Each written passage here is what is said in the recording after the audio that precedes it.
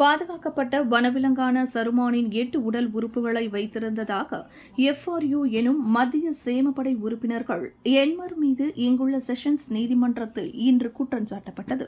36 முதல் 50 வயது வரையிலான Rusli Che Omar, Mohamed Khalid Ibrahim, Azaruddin Yahya, Mohamed Ishamuddin Zainol, Mohamed Yusof, Mohamed Yunus, Mahadzir Osman, Jesis Joseph ஆகிய அந்த எண்வரும் தங்களுக்கு எதிரான குற்றச்சாட்டை மறுத்து விசாரணை கோரினர்.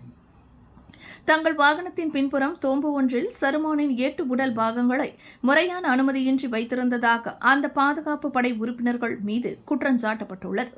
கடந்த 2021ஆம் ஆண்டு ஜனவரி 17ஆம் தேதி பிற்பகல் 1 மணி அளவில் கோலபிலா, அம்பாங்கான், தாலங், ஜாலன் பெசார், கம்போங் தாலங்கில் இக்குற்றத்தை புரிந்ததாக அவர்களுக்கு எதிரான குற்றப்பத்திரிகையில் கூறப்பட்டுள்ளது.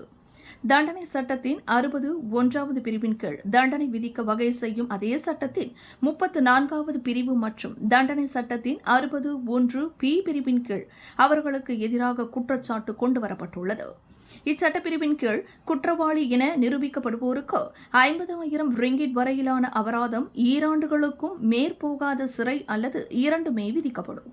இந்த வழக்கில் குற்றஞ்சாட்டப்பட்டவர்களை தலா 2,000 ரிங்கிட் ஜாமீனில் விடுவிக்க அனுமதி வழங்கிய நீதிபதி மஸ்னி நாவி இந்த வழக்கு விசாரணையை எதிர்வரும் ஜூன் மாதம் 12ஆம் தேதிக்கு ஒத்திவைத்தார். விண்வெளியில் மேலும் செய்திகளை தெரிந்து கொள்ள கீழே இருக்கும் பெல் பட்டனை அழுத்துங்கள். உங்கள் ஆதரவை வெளிப்படுத்த லைக் மற்றும் ஷேர் செய்யுங்கள். தொடர்ந்து விண்வெளியுடன் உங்கள் பயணத்தை தொடர்ந்திருக்க சப்ஸ்கிரைப் செய்யுங்கள்.